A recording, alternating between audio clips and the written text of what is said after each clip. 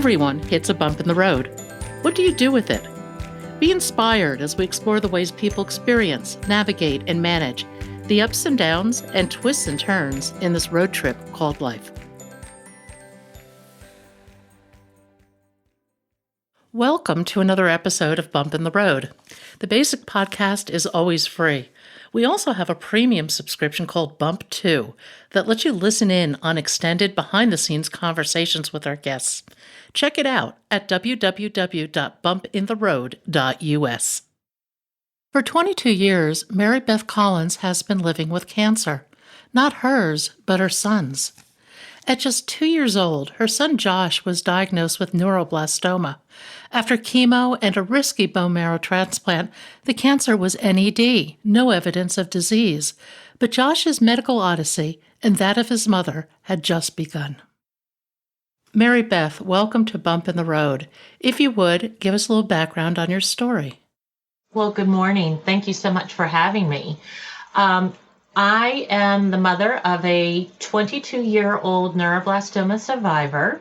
He was diagnosed back in 1999 with a very aggressive form of neuroblastoma that it basically was explained to me that statistics don't even apply to us, that the medical team was simply going to approach Josh, even if he only had a 1% chance to survive, as if he was that 1%.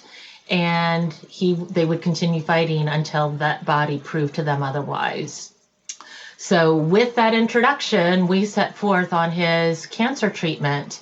And there is a saying often soon after diagnosis that you don't have the luxury to worry about side effects. Side effects are something that you tackle later if your child survives.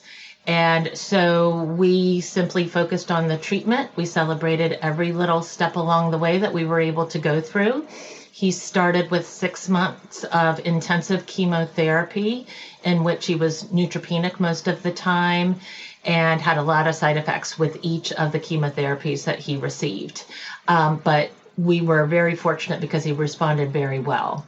So once that tumor shrunk enough, we were able to go through tumor resection, which went extremely well. We just were very blessed with an incredible surgeon, and he recovered very quickly. So we moved on to an autologous bone marrow transplant, which was extremely intensive.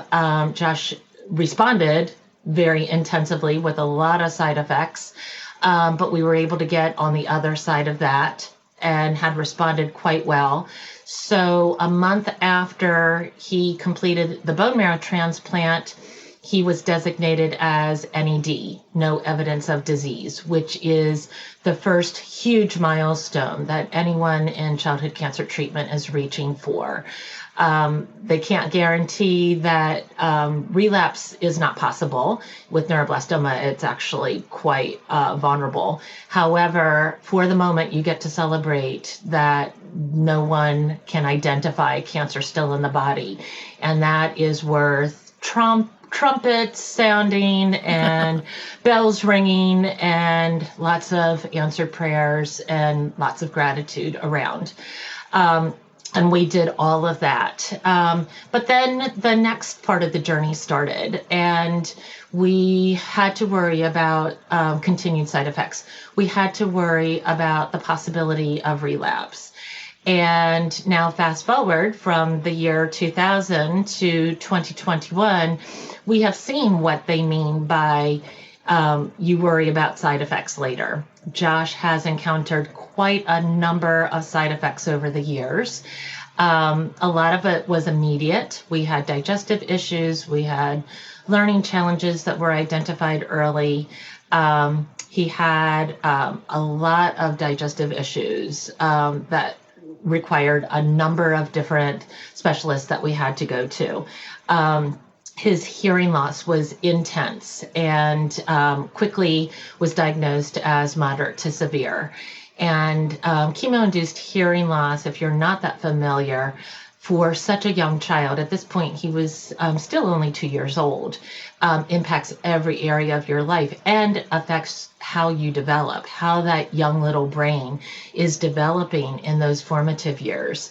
So that has initiated numerous challenges over the years, both in his personal life, in his academic life, and limitations in the workplace as he's matured into an adult. Puberty brought about a whole additional wave of challenge. What I was not aware of was that once those side effects had settled down, that was not the luxury that we would have for the remainder of Josh's life.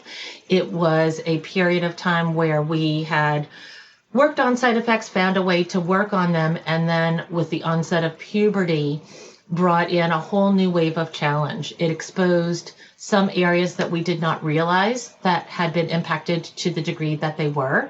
Other areas, like his hearing, had gone from moderate to severe to profound quite quickly.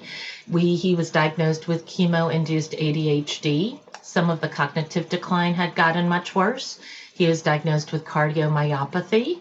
He was diagnosed with auditory processing disorder and tinnitus, which are two additional components that, with the hearing loss, continue to challenge his ability to communicate with the outside world. And it seemed like every time we turned around, there was something else that was providing challenge. All of this on top of what a normal teenager is struggling with in trying to carve out independence. Yet my son, without a whole lot of psychosocial support throughout these years, really was left grappling with a large amount of mature themes without any level of support whatsoever. He was spending a lot of time at home. Cluster migraines was a really big struggle for him. And rather than being able to go to school every day, he was actually staying at home most of the time on home hospital care. So when he was 16, 17, 18 years old, and he was watching friends, planning, trips after graduation, planning careers, having college visits and applying to colleges, my son was pretty much living in his bedroom, half the time asleep, half of the time vomiting, most of the time struggling with these migraines. And one day specifically, he said to me, I don't have the luxury to even dream. I am struggling just to get through every single day. And I'm tired of most of my days being stuck in this bedroom with curtains drawn in his bed. And that's when it hit me extremely hard to what degree we were talking about of quality of life and how much these side effects were robbing him of the life that we had fought so hard for him to have. And so as he graduated high school and, we initially had him apply to college, started at the community college. Unfortunately, he wanted to go into a music education major at a very promising university about 30 minutes from our house. Every single audition that he had, every audition appointment that he had set up, the migraines were so horrendous that we would have to cancel the audition. The third audition, he attended anyway. He said, Mom, I have to try. And he vomited through most of it, and he had to excuse himself before the end of the audition. And even the percussion coordinator reached out to me afterwards, and she said that was probably the most heartbreaking attempt at an audition I've ever seen. And if he ever would like to apply again and audition, I will work with him personally on my own time to ready him for this audition, because I can't imagine a student that's more deserving to enter this program. And it just felt like a hug for a mom whose heart was breaking. But what we decided was he would try the community college first. Turns out that was probably the better route because he attempted twice in one semester to attend school. And the cognitive impact, the executive dysfunction that he was struggling with at the time was so extremely severe that he flunked out in a couple of weeks both times that he had attempted school. So we just decided that was not the route he was going to go, that he needed to find a quality of life that made him proud, that gave him confidence, that gave him some joy. and then we would build a life around that. So he was delivering pizzas, really concerned that he wasn't going to be able to live a life independently delivering pizzas, but at the time, it was a good place for him to start. But what he was able to do was devote time to music. And music is entertainment, music is expression, music is also extremely healing. And for my son, he received all of that. And the more confidence he was able to enjoy, coupled with, at this particular point in time in the state of Maryland, the medical marijuana became available, which he applied and received immediately. And that was able to help us contain these cluster migraines that he was struggling with so much. So suddenly he had time where he actually was feeling good, and he really could start to invest a part of himself into things that he cared about. And the music really did start to flourish. So I told him to follow that. Whatever was working well for him, that's what we wanted for him to spend his time. That's what we wanted to nourish so that he could develop a life that was worthy of him living after everything that he's been enduring all these years. And what's been very interesting is in the last year with the pandemic, he was no longer able to deliver the pizzas. He simply stayed in the basement, which has flourished into this incredible music studio. He has a 32-channel audio desk that he's mastering music recordings that he's doing himself. And a lot of his side effects have disappeared once the stress of everyday life had minimized during the pandemic. So for most of us, we were challenged by the limitations that the pandemic imposed on our life. For my son, simplifying his life to the degree that the pandemic did for him actually allowed him a chance to grow and flourish. And the side effects, because they had minimized, had actually allowed him to continue to develop this music that he loves so much. But more importantly, I've watched his confidence grow. I've watched him settle. The executive dysfunction is starting to fall away. And he really is discovering how to manage a life that works for him. And so a few months ago, he made the decision to apply to Social Security disability so that hopefully once that's approved, God willing, this can be the life that he can sustain with a little bit of support from that Social Security disability benefits. And that's what we're hoping for, because right now Josh has a life that's rewarding. He sets objectives for himself. He's accomplishing goals, all of those things that we dream for our children, all of those things that when we hold our babies in our arms that we want for them. And as a mother with someone going through childhood cancer, that's the type of life that we're dreaming for. And the side effects can really pose great challenge to that. Only in the last few months has Josh made comments like, he's proud of who he is. He's really happy with the life that he has. And that speaks volumes to this mom. And so I'm doing everything in my power for us to carve this out as the life that he gets to continue to live, because he deserves it. Wow. Along the way, was he able to make friends and socialize like most kids, or was that really off the table for him? That's a part of anyone's life. And I felt that that was a really important part of what he needed. We had families that we were friends with before he was diagnosed, even though he was diagnosed just before his second birthday. We had made some really close friends with I needed that stimulation. We had little play groups for our babies. And those friends have still remained very close friendships for Josh. But while he was in school, there have been ebbs and flows as to when he was in school, the activities that he was able to be involved in. He was involved in music and art in school. He did participate in some sports until he got a little bit older, when things got a little bit more competitive. And so those are the friends that he has stayed in touch with. In fact, this band that he has created, the co-leader of the band, if you will, is one of his best friends that he met when he was in 5th grade. He doesn't have a huge amount of friends, but I am so extremely grateful that the friends that he does have are rock solid, and they would do anything in the world for him. And, when they're able to get together, it's for music, it's for fun, it's all of those wonderful things that we want for our kids when they grow up. How has this impacted your own career path? Now mine, little bit of a different story. It's tough for any mother when you have kids. Making decisions about what is the higher priority, the career that I set out for or the time that I have available for my children. Throw in something like childhood cancer, and that really presents unique challenges, especially with such a vulnerable health as the type that my son had, because he was always sick, or there was always a risk of him being sick, or there was always a response to something that was going on. We had numerous doctor's appointments for a variety of issues. He could get sick, start out the morning, and in a few hours I could get called from the school. So my career, before I had quit my job to have my children, I worked in the home office of an international insurance conglomerate in the corporate communications department.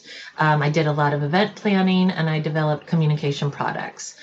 Needless to say, that type of career was not something I was going to be able to continue after Josh's treatment. What I needed instead was something that had flexibility. I needed something that would follow the school schedule so that when school was closed, I could be home with my children.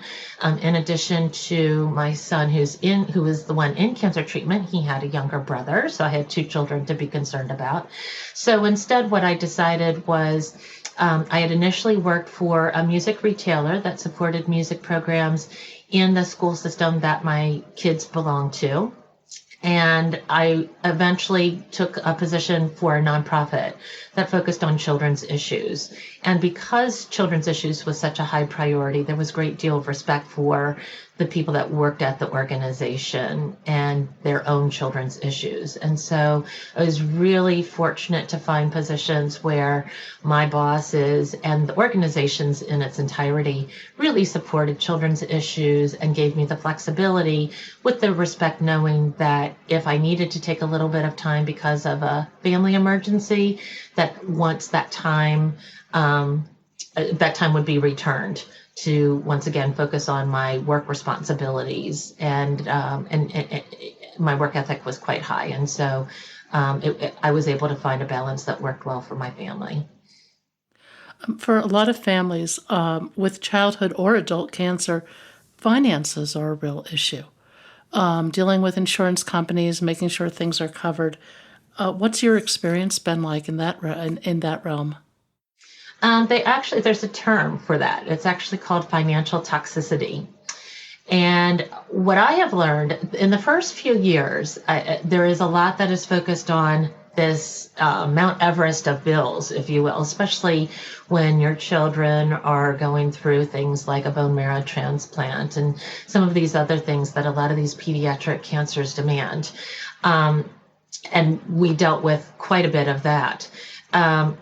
The problem is that as time goes on, and when you're dealing with what I refer to as long-term survivorship, once you get beyond the 5-year mark, you're dealing with 8-year survivorship, 10-year survivorship, 15 years of survivorship.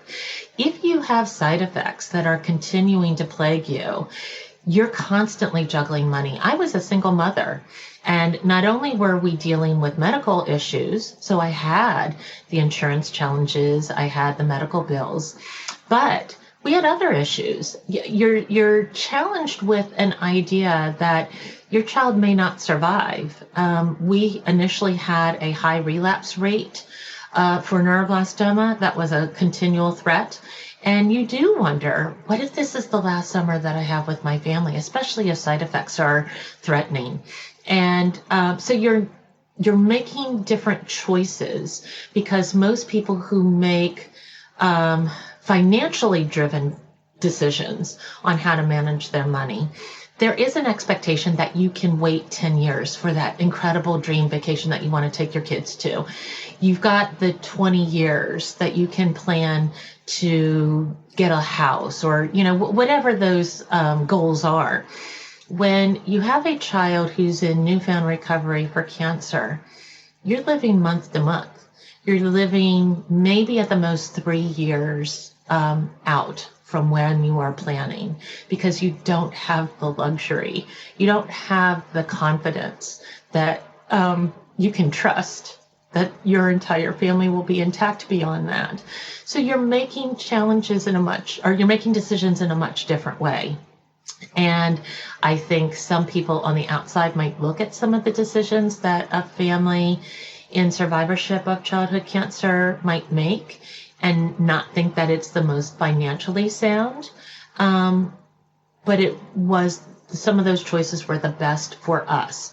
So it isn't just juggling medical bills. You're juggling car payments, you're juggling house payments, you're juggling going to the beach, because maybe going to the beach is exactly what your family needs, even if it isn't the best thing that your bank account is supporting at the moment. But you make it happen. The challenge is year after year after year, as you continue to live this way, there is a great deal of burden, an awful lot of stress, and a great deal of struggle as new side effects are discovered, new tests are required, your children are getting older. You start to develop a little bit more confidence, and then you do start to have to think about, what about college? What about my son if he graduates high school? How will I continue to support him? So that's where we are now. My survivor is 24 years old. We've been doing this now for 22 years. My financial situation, I'm still striving for it to be what I would consider solid. We've been very fortunate because we've never lost anything. I've never had a car repossessed. I've never gotten into trouble with my mortgage. I've been able to keep most things above water, but the amount of stress, the amount of worry, and I would even venture to call it PTSD, the amount of anguish that I go through when I'm managing my money and approaching certain bills and certain things that really generate a great deal of anxiety to me because of struggling to do it for so many years. And literally, you're just juggling money from one pot to another pot because something else has become more dire. And that anybody can do that short term.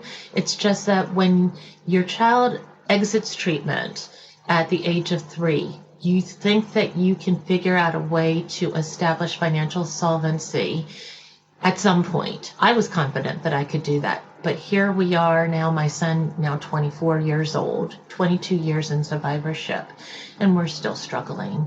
And so financial toxicity is something that I thought by now I would have been able to figure out a way to resolve, but we're just not quite there yet. Now, you bring up an interesting concept, and that is PTSD for parents. PTSD is a complicated thing. I think people watch TV and they have a sense of what it is. My understanding of it, without having memorized the criteria established by the DSM, is the re-experiencing again of an original event and revisiting all of the anxiety, all of the fear, all of the emotion. I think that there's a lot of families that have dealt with childhood cancer that will say that they have dealt with PTSD. I don't know if all of them would get diagnosed. I think there's a great deal of depression. I think there is a great deal of anxiety.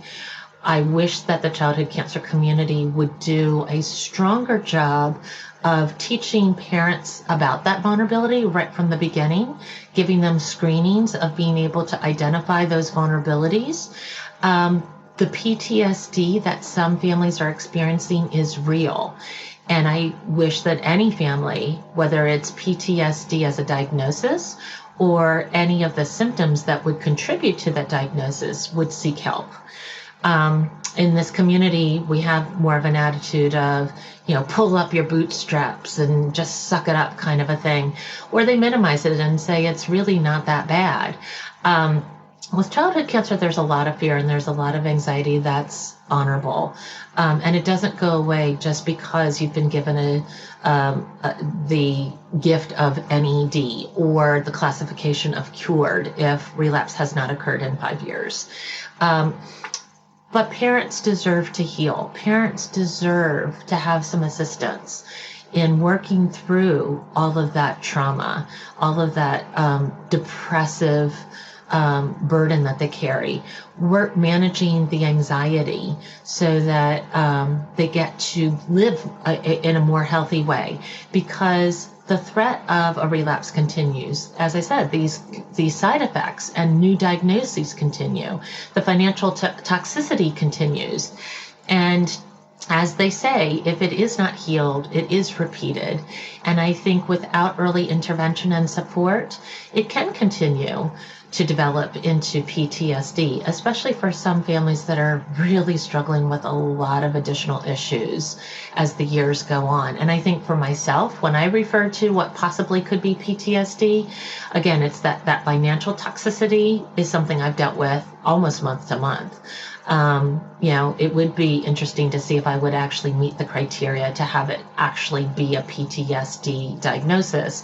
But nonetheless, I think what's important and that I recognize is it is an anxiety that I really need to find some additional support myself, so that perhaps I can have a more healthy relationship in managing my money. And perhaps by doing so, maybe I can get to that solvency that I'm desiring so greatly. How do you find joy in all this?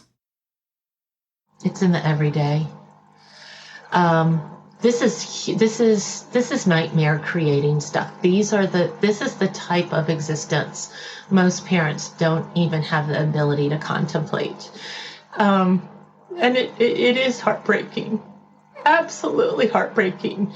And yet, in the middle of every single day, you can find the most beautiful moments with your family. You can find the most beautiful moments in humankind, in living, in life. And I think without an attitude of gratitude, it really could end up doing the worst to depress and overwhelm a person. But I know for myself, what I decided very early on was we were fighting to live, and we were fighting for Josh to live for a good 80 years. And I just took on the attitude that if that's how we were wanting for him to live, then we were going to live that life every day. And so he has lived to the best of his ability every day of his life since he's gotten his diagnosis, and I've celebrated it right alongside of him. And I've just drank in for both of my sons every beautiful thing that I have the gift, every blessing that I've received in all of these years, because that's what fuels me to keep going.